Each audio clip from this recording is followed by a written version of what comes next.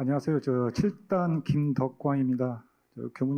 교감님께서 인사만 하고 내려가도 된다 해서 인사만 하고 내려가면은 황당스럽고 당황하실 것 같아서 요새 지금 트렌드죠. 요새 연애 상담도 잘해주는 AI한테 좀 잠깐 물어보고 제 거 글을 좀 써서 잠깐 글을 읽고 내려가게 하겠습니다. 정부에서 지금 밀고 있습니다. 지금 적극 많이 사용해 주십시오. 오늘 나는 누구인가라는 주제로 제 마음을 나누고자 합니다. 우리는 살아가면서 수많은 역할을 맡았습니다. 부모, 자식, 학생, 직장인, 또 친구 등등으로. 하지만 원불교에서는 이 겉모습을 겉나라고 하죠. 겉 표현된 나라고 합니다. 진정한 나는 그 너머에 있는 참나, 즉 마음의 주인을 찾는 데 있다고 합니다.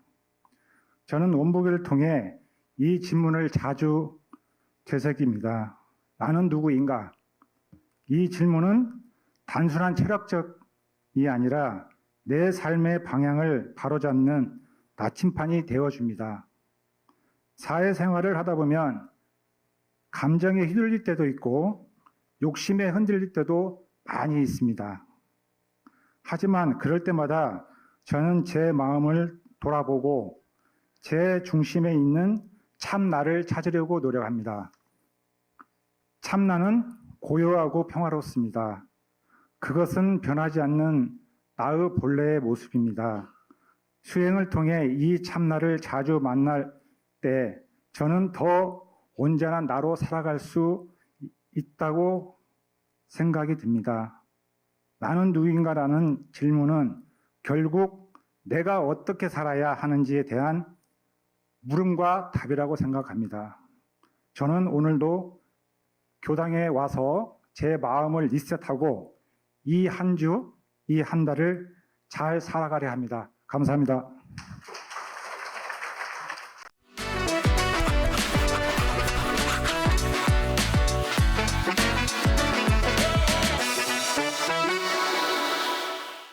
말씀 시작하기 전에 이제 이 신앙 수행당 준비를 하면서 연습을 하는 동안 제가 대각을 좀 했습니다.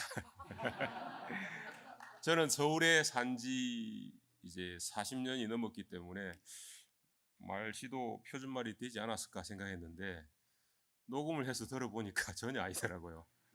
아, 이게 말씨가 안 달라지는구나 라고 크게 깨쳤습니다. 시작하겠습니다.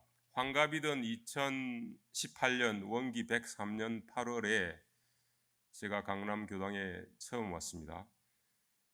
그런지 이제 꼭 만 7년이 되었습니다. 신앙 수행담 차례를 받고 한동안 생각했습니다. 신앙 수행의 면에서는 별로 내세울 게 없는데 뭐 어떻게 하나. 그래서 꽤 긴 세월 동안 강남 교당에 다니고 있습니다만 이제 깊은 소통을 한 교도님들도 여러 분 계시지만 아직 얼굴조차 잘 모르는 분들이 많아서 간단히 자기소개를 하기로 합니다. 저는 경남 하동의 농촌에서 태어나 초등 4년에 부모님을 따라 부산으로 갔습니다. 건축업을 하시는 아버지가 사용하시던 공구, 목재 등을 이용하여 뭔가를 제작하기를 즐겼고 고교 시절엔 국제시장 신창동 전자상가를 돌면서 전자부품 등을 구해서 라디오, 인터폰 등을 제작하는 취미에 빠졌었습니다. 77년도 부산대에 입학하고서는 수많은 동아리의 가입 권유 중 불교 학생회에 들었습니다. 아마 고교 시절 윤리 시간에 아주 조금 들었던 불교 이야기가 뇌리에 좋게 남아서 이끌렸던 것 같습니다. 처음으로 젊은 남녀가 많이 모여 있는 모임에 들어가다 보니 불교보다는 당시에 여학생들에 대한 관심이 더 컸고 아직도 기억나는 몇 가지 사업도 있었습니다. 당시의 불교 학생회는 금강공원의 금강사란절에서 주말 법회를 보았는데 반야심경 독송과 몇 개의 참불감한 기억이 납니다. 작은 관심으로 불교를 찾은 젊은이에게 제대로 불심을 전하려던 노력은 기억되지 않습니다. 다음 해 2학년 3월이 되어서 아마추어 무선 동아리 전파연구회가 생겼고 저는 망설임 없이 불교는 잊고 창립 회원이 되었습니다. 고교 시절의 전자제작 취미를 이어가면서 국가무선통신사 자격증을 취득하기 위한 공부를 병행하였고 전시회 행사를 통해서 총장님의 지원을 받아서 무전기를 사고 안테나를 세우고 하는 일을 신나게 했습니다. 전공이 상대 무역과라는 이유로 일본으로부터 통신 장비를 수입하는 일을 맡아 진행했습니다. 학생회관 높은 층의 방에 HL0M이라는 개국을 하고 밤늦도록 세계를 향하여 전파를 날리고 미국, 유럽, 호주, 남미 등지의 누군가와 잡음을 헤치고 최소한의 정보를 교환하는 교신을 즐기는 행복하게 미친 시간들이었습니다. 지나고 보면 뭔가를 열심히 했던 기억은 모두 인생의 득이라고 생각됩니다. 83년 말부터 서울에서의 직장 생활을 시작하였고 4년 후 대기업을 퇴사하고 산업기계 판매 대행을 하는 독일계 회사로 옮겼습니다. 그 후 지금까지 내도록 같은 일을 하고 있는데 2002년 월드컵의 해부터는 저의 사업자 번호로 이어오고 있습니다. 35년 넘게 플라스틱 산업 분야 일을 하면서 그 산업이 성장하는 혜택을 보았습니다. 플라스틱은 생활 주변의 각종 포장지뿐만 아니라 산업에까지 널리 쓰입니다. 플라스틱 쓰레기가 지구를 덮고 있는 현실은 그것이 얼마나 많은 생활의 산업의 편익을 주었는가의 반증입니다. 각각의 용도로 최적화된 공법으로 제작된 다양한 물품은 매력적인 가격과 기능으로 소비자에게 선택받은 뒤 버려집니다. 비싸지 않은 만큼 쉽게 또는 무심하게 또는 실수로 버립니다. 최고의 설계로 소비자의 선택을 받고 대량 생산으로 공급하기 때문에 비싸지 않습니다. 이 최고의 설계라는 것이 싸고 질 좋은 복합 재료의 선택과 맞닿아 있어서 재활용을 어렵게 합니다. 불편하고 덜 좋게 되더라도 재료의 숫자를 줄여야 재활용이 가능해집니다. 단일 재료로 가야 합니다. 복합 재료는 지양되어야 합니다. 업계가 이 방향으로 가야 하는 압력은 받고 있습니다만은 아직 그 반영은 미미합니다. 교당을 처음 찾은 후부터 일요법회는 꼭 참석하려고 하고 있습니다. 신입 교도 중 저 같은 유형은 원불교를 알아보고 싶다는 자발심이 있었고 특별히 싫어질 일을 만나지 않는다면 스스로의 선택을 바꾸지 않는 편이라 교화 사업의 연구 대상은 되지 못할 것 같습니다. 입교 후 바로 이어진 성가대 참여는 저희 원불교 생활의 매우 큰 부분입니다. 시시때때로 성가를 흥얼거리게 되는 저를 발견하는 것이 즐겁습니다. 교화단에 녹아들어 단회, 카페, 차회에서의 많은 대화가 저를 좋은 방향으로 이끕니다. 많은 좋은 분들과 함께 호흡하는 이 시간, 이 공간의 소중함이 저를 강남교당에 묶여 있게 합니다. 서서히 물들어 가기는 합니다만 교리 공부에 노력이 부족하여 깊이를 만들지 못하였습니다. 교전 읽기에 더 힘쓰겠습니다. 정기훈련 설법으로부터 들은 두 가지 말씀을 복습하며 마치겠습니다. 멈추고 살피고 돌아보자. 나쁜 습관을 고치는 것이 성불이고 주변 사람을 돕는 것이 재중이다. 감사합니다.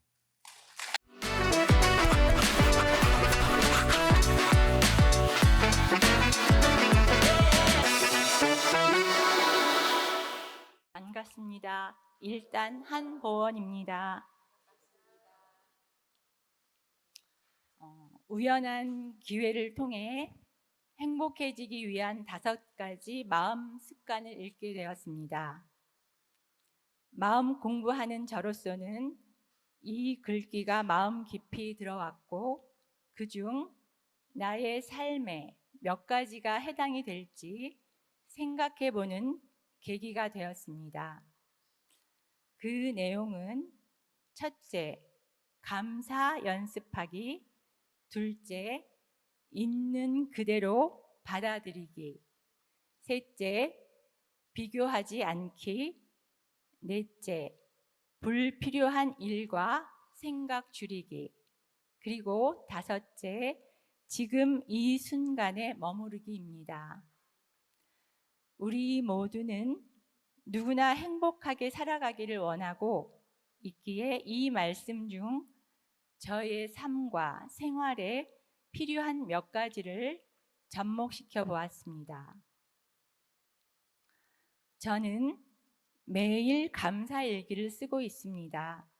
오래전 전산 박덕희 교무님의 제안으로 그 시절 수요 공부방 도반님들과 시작한 감사일기를 지금까지 하루도 빠짐없이 그날 그날의 감사를 짧은 일기 형식으로 쓰고 있는데 어느덧 감사일기는 하루를 돌아보며 감사의 마음을 확인하는 제 생활의 일부를 자리 잡게 되었습니다.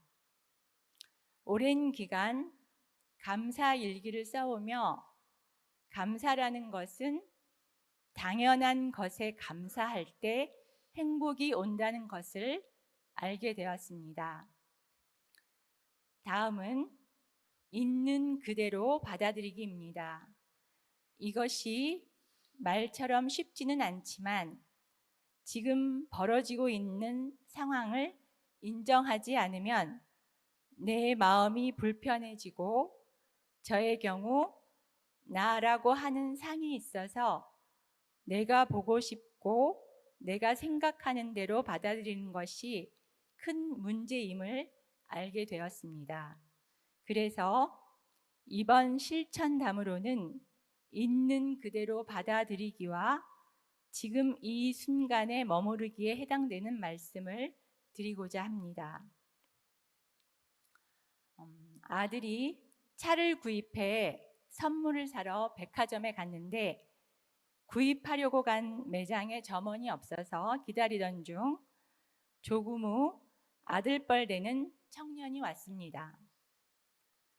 저는 필요한 선물을 구입하기 위해 상황을 얘기하며 묻는 과정에서 점원이 갑자기 말하기를 손님, 왜 그렇게 화를 내며 말씀을 하시냐며 퉁명스럽게 말을 했습니다. 그런 그의 표정에는 판매자로서의 친절함은 온데간데 없고 뭔가 불만에 가득 찬 모습이었습니다. 평소에 이런 말을 특히 손님 입장에서 들어보지 못한 상황이라 너무 당황해서 제가요? 하며 반문을 했고 그 짧은 순간 제 마음엔 점원이 손님에게 이래도 되는 걸까 하는 마음이 들어 불쾌한 마음을 감출 수 없었습니다. 그래서 따지고 싶은 마음이 훅 들어왔으나 내가 이곳에 온 목적은 아들이 처음 구입한 차에 관련한 축하 선물을 구입하기 위함이었고 시간적으로 오늘 꼭 구입해야 되는 상황이어서 내가 최선의 선택을 위해 알고자 하는 것을 점원으로부터 설명을 잘 듣고 구입해야 했기에 마음을 가다듬고 다시 설명을 듣겠다고 얘기하고는 아들이 좋아할 만한 선물을 구입했습니다. 이 과정에서 저는 상대방이 아닌 내 마음을 계속 들여다보며 평소 기도 후 다짐하는 글귀인 청정한 마음과 경건한 태도로 천만사물을 대하자를 되새기고 있었습니다. 매일 다짐하며 읽었던 이 말씀이 요란한 가운데 평정심을 유지하게 해주었고 저의 이런 모습이 상대방인 점원에게 전달되었는지 자기의 태도를 사과하며 서비스까지 주는 해프닝이 일어났습니다.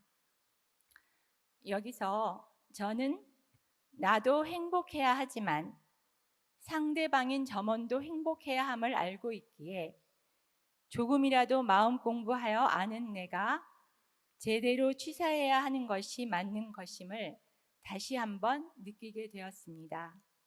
평소 우리는 너와 내가 둘이 아님을 알기에 처처불상 사사불공합니다. 그러나 경계에서는 나의 요란한 마음이 배우고 익힌 대종사님의 가르침을 놓쳐버리고 맙니다.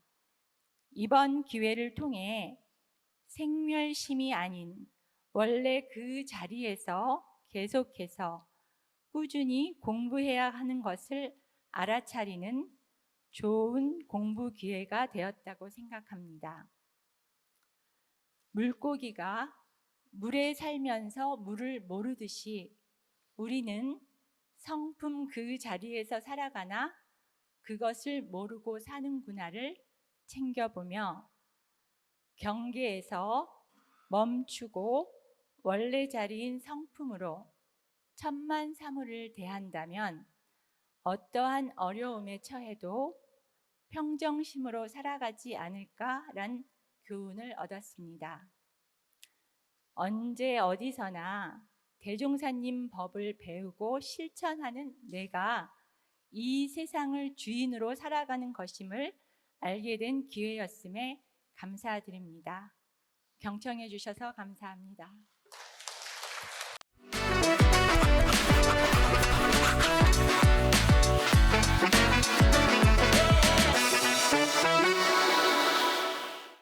일찍 해야 되는데 늦게 했더니 저거 할 얘기를 싸게 버렸어요.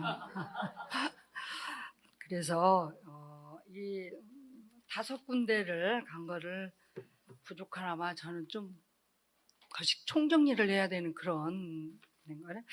우리 그 은혜단하고 보살단 적공단에서 10분이서 금국교당을 다녀왔는데요. 금국교당은 그 김제시 궁구면 봉두 4길 32번지에 있고요. 원기 53년 3월 3일에 금구면 금구리 성길마을 그 교도님으로 해가지고 했는데 그 집에서 그 처음에 새빵을 얻어가지고 원불교 금구 선교소로 인가를 받았다고 해요. 그래가지고 그 75년 1월 13일에 그 새빵을 내주셨던 분의 그 희사로 해서 현재 위치에 해가지고 그 교도의 성금이 그 당시 260만 원 들였다네요. 260만 원을 들여서 건평 32평의 강당과 법당을 그렇게 했다고 합니다. 그래서 그 1977년 5월 6일에 2대 교무님이 부임하고 같은 해 5월 30일에 원불교 금국교당으로 승격이 되었다고 합니다. 우리가 앞주에 법회를 보는데 교도수는 20분 내외라고 하는데요. 그날은 한 14분 정도 모신 것 같고요. 현재 그 김성수 교무님이 10번째 교무님이라고 하십니다. 인상적이었던 거는 거기는 이제 금국교당에 그 창문이 굉장히 뺑돌라가 높이 달려 있어가지고 그 소태산 그 거식 대종사님의 십상을 쭉 이렇게 뺑돌려 놓았는데 햇빛이 들고 하면서 그거 다 보이니까 상당히 그렇게 넓은 공간은 아니었음에도 불구하고 야 이거 좀 이색적이다 그래서 좀 색다르게 봤고요. 거기도 이제 거기 우리 그 김성수 교무님이 우리 서문선 교무님하고 아주 돈독한 인연이 있으셔가지고 서문선 교무님 자랑을 많이 하시더라고요. 많이 하셨고요. 날 쉼에 대해서 이제 설법을 좀 하셨는데요. 예화를 다 하자면 너무 길고 짧게 2가지만 얘기하면 우리 그 골프 선수 그 박세리 선수 다 아시잖아요. 이분이 일을 안 하면서 아버지한테 이렇게 말했대요. 아빠 왜 훈련을 열심히 시키고 나를 이렇게 훌륭한 선수로 만들어줬는데 왜 쉬는 법을 안 알려줬습니까? 이렇게 얘기를 했다고 그래요. 쉬는 법을 왜 안 알려줬냐고.